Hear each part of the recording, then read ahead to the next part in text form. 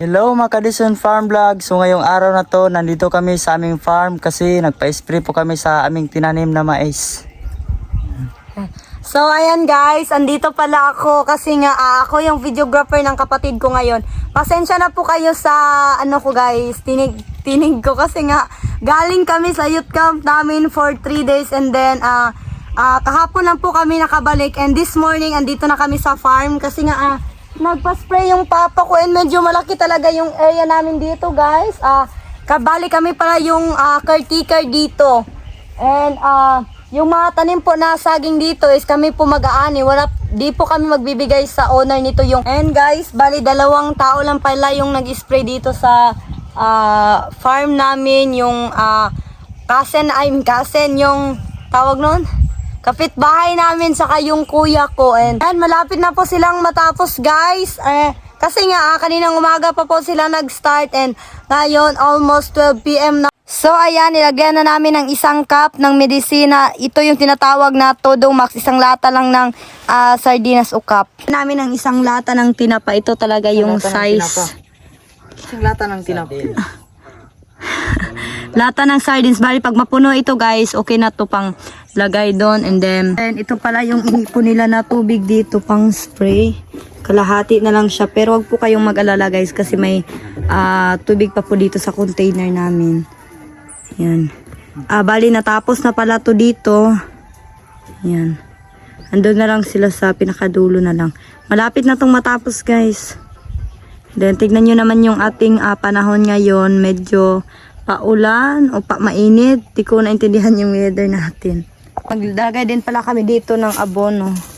Tagalan siguro din. Pampataba ng mais. Yan. Din, ikaw maganda siguro dinis. Iyabog ko na. Hindi. Kira mo ba?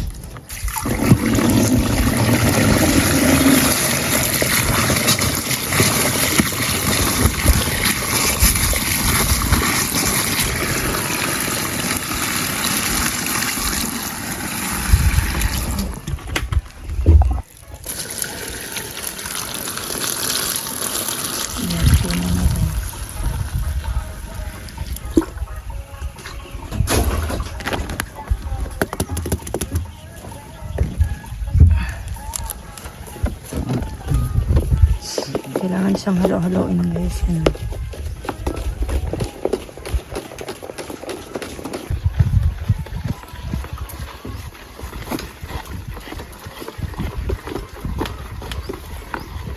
And guys, ikakarga na natin to. Bilisan po natin yung pag-spray kasi malapit nang umulan. Baka umulan, maabot tayo ng ulan.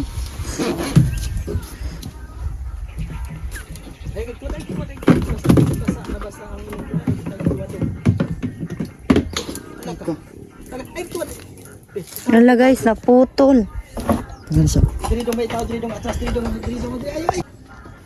Guys, naputol yung pagsasabitan. Ayan. Tanggal po.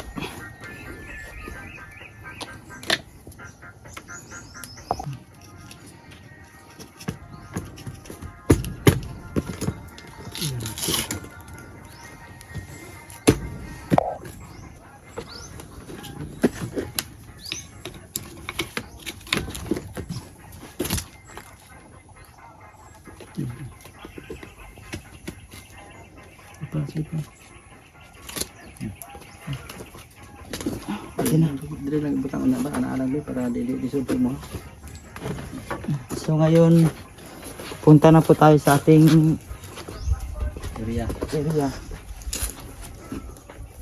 Yan guys, as you can see, papatay na talaga yung mga damo-damo dito.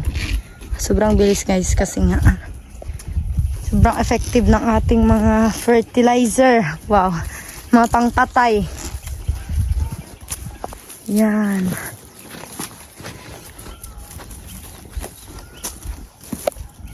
And guys, tingnan nyo ating leader ngayon. Malapit ng umulan.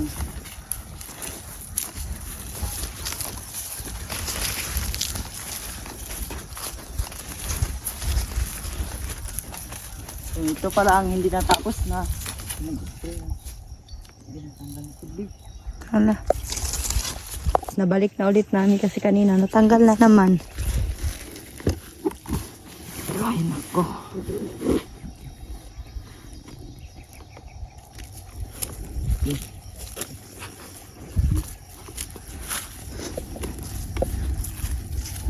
Hindi na bunga din. Bali, kami pala nagtanim nitong mga saging, guys. Ayan. And yung iba, may bunga na. Katulad nito, oh. May bulaklak na siya. Oo, may puso.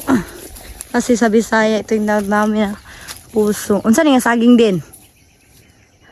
Ano? Kuwan. Pakatan, tundan. Tundan. Tundan, guys, na saging. Padami na yung mga bulaklak niya. Then yung iba, natanggal na yung bulaklak niya. So, it means, palaki na sila. Ako mag-start kasi kanina dito ako naubusan ng Pang spray. spray ng damo. At ngayon, dito na ako Patuloy. magpatuloy.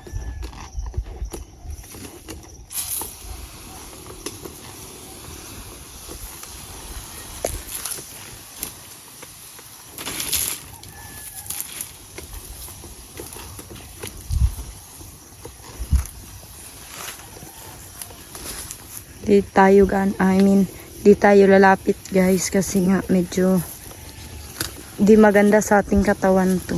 Lalo na wala akong suot na jacket, kaya dito lang tayo.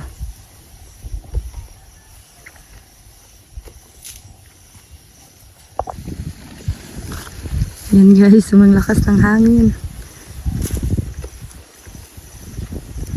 Dati, guys, kaming dalawa talaga ng kapatid ko yung taga-spray sa area namin kung saan yung mga mais, kung saan kami nagtanim ng mais. Halos kasama po kami ng kapatid ko sa mga gawain niya. Kahit mga lalaking gawain, ginagawa ko din kasi nga sobrang gipit talaga ng buhay namin noon, guys. Di kami pwedeng kukuha ng mga magtrabaho kasi nga wala kaming enough na pera para bayaran sila o sweldohan, ganon. Kaya kami at ako na lang, si kuya at ako na lang yung gumagawa ng mga trabaho tulad ng pag-spray, pag-aani ng mais, pagkakarga ng mga kupra, dalhin doon sa taas gamit yung kabayo.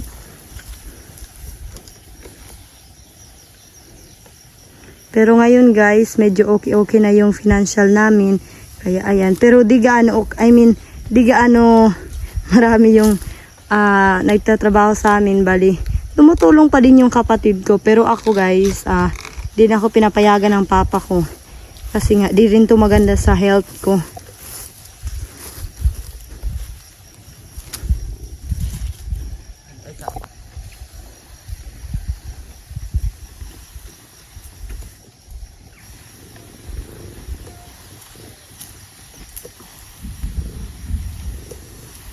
Kailangan talaga natin itong tapusin ngayon para hindi tayo maabutan ng ulan. Kasi kung di natin to matapos ngayon, guys, pag maabutan to ng ulan, then bukas di ka makabalik ng pag-spray. So much better talaga na tapusin na lang to ngayong araw.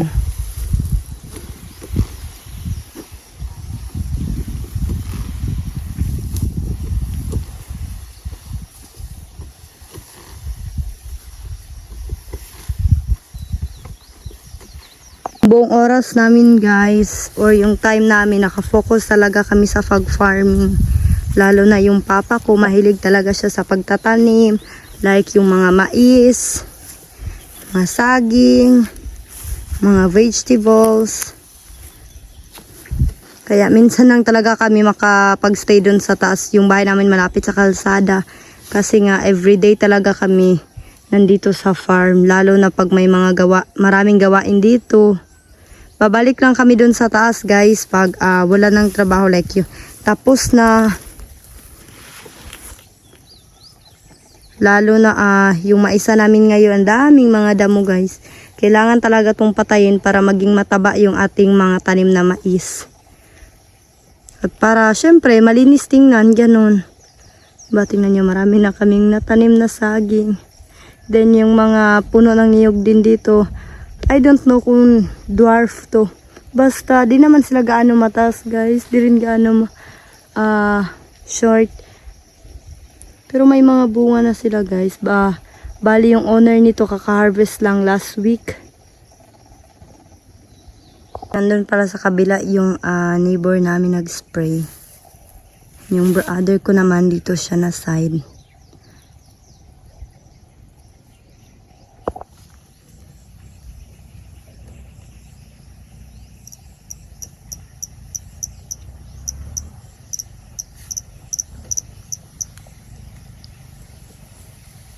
Malapit na talagang umulan, Dennis.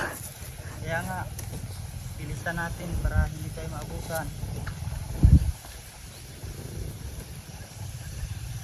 Sobrang luma na talaga ng namin guys to, sprayer. Yan pa yung ginagamit ko noon. I think mga nasa mga 2022 nag-spray ako, tapos mga na 2 years na din na ulit ako nakabalik ng pag-spray.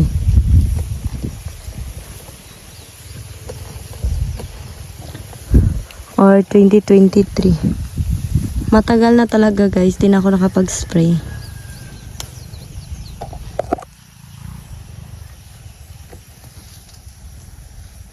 Gawa ko tong channel guys kasi nga gusto kong tulungan yung family ko para makabuild kami ng bahay guys.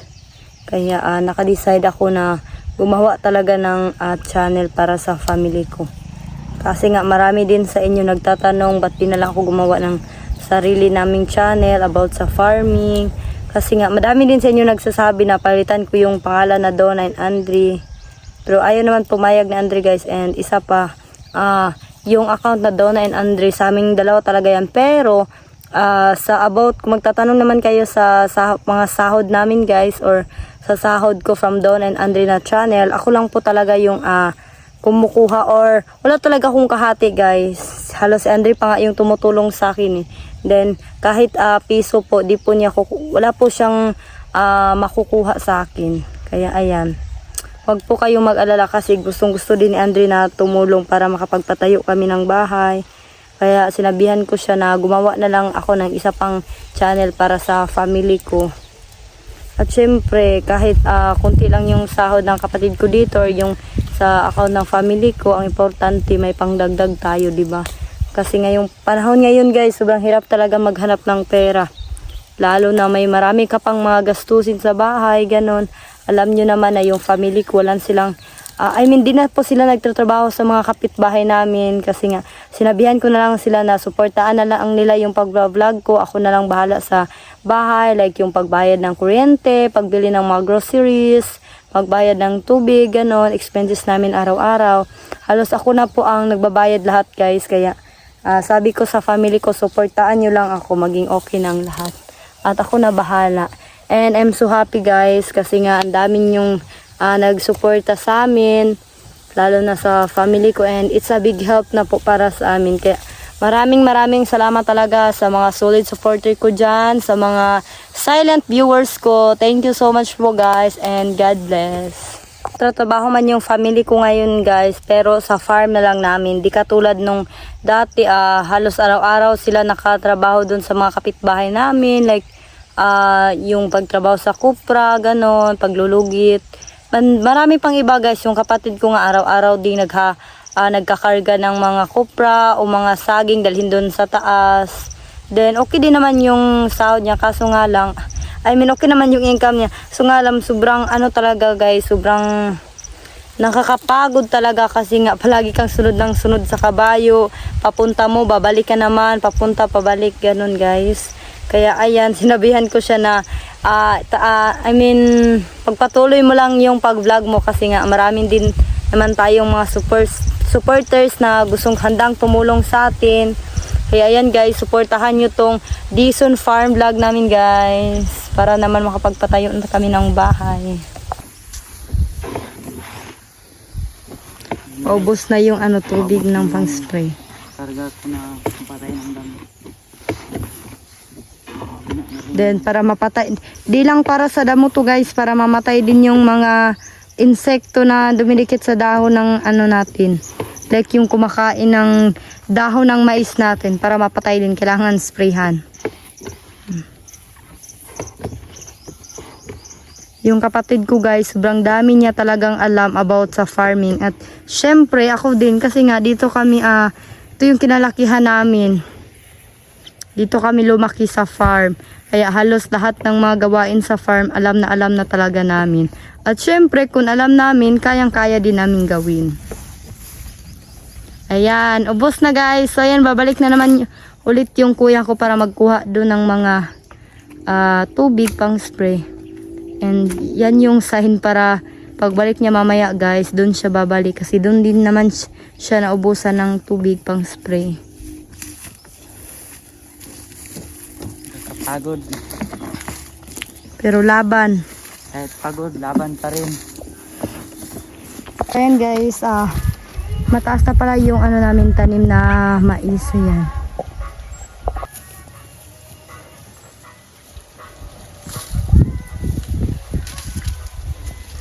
Okay, sobrang sarap sa pakiramdam. Malalanghap mo yung preskong hangin. Ayan. Hindi ka talaga mahinitan dito guys. So, dito pala yung papa ko kasi nga yung subscriber namin dati may pinadala ng mga seeds and dito ni papa itinanim. Yan yung papa ko guys. Hindi niya alam dito ako. Hi pa!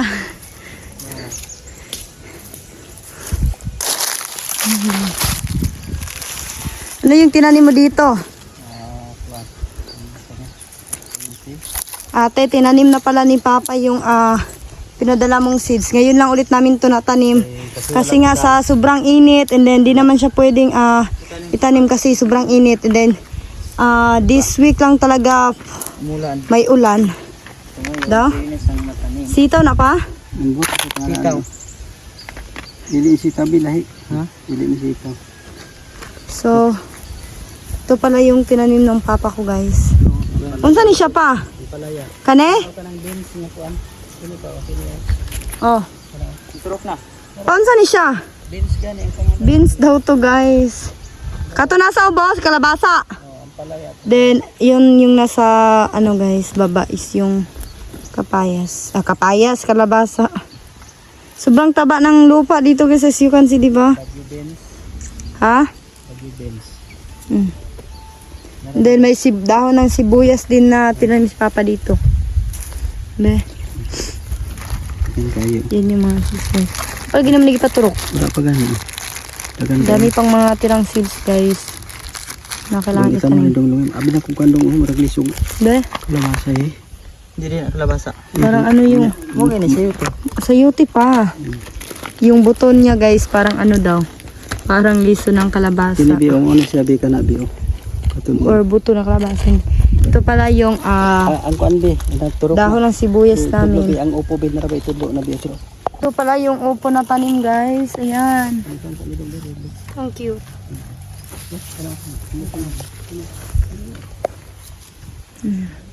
Ito pa guys. Oh. Upo din yan. Ayan. Upo. Yung tanim namin dito. Upo, kalabasa. Ano pa pa? Beans. Kapatid ko itatanim na tong sayote. Tagdalawa guys. Ang puno.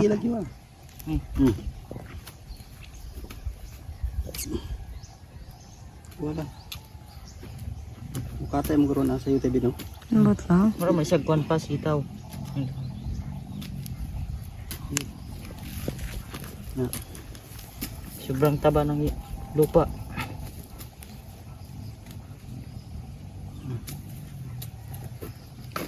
Para sa iyo. Tambo kay ning garden diri ba. Dapat taghan-tagdanan mo diri pa. Gani, sari-sarion gani to ako ang palayo. Palabasa kini mo na diri harvest na pud diri. Pinakatambok pang diri kay kuan ba. Punuan sa kawayan ba? Dugay na po di way tanom diri. Sobrang taba ng lupa dito guys kasi nga noon pa wala talaga tong talim dito. Sobrang lambot. Sinunod namin yung puno ng kawayan dito. Bamboo. Hindi ako gamay. Yan na.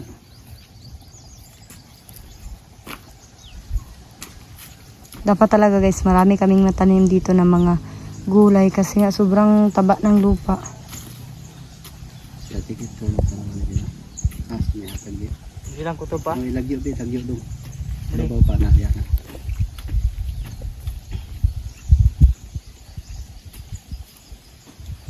Lagyo pa.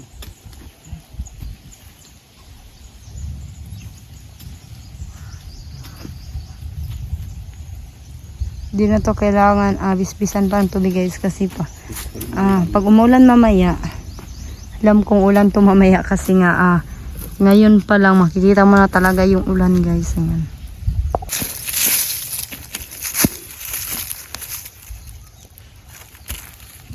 Bumigit sa doon. Kadang saka, tadi kayo lalong.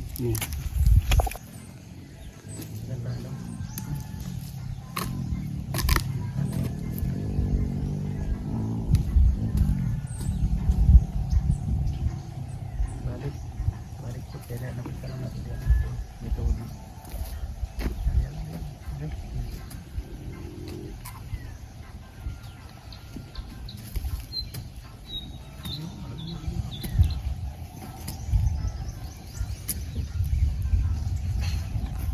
Ito nagtatapos ang ating vlog for today's video. Don't forget to subscribe, like, comment, and share. God bless you all. Bye-bye. Bye!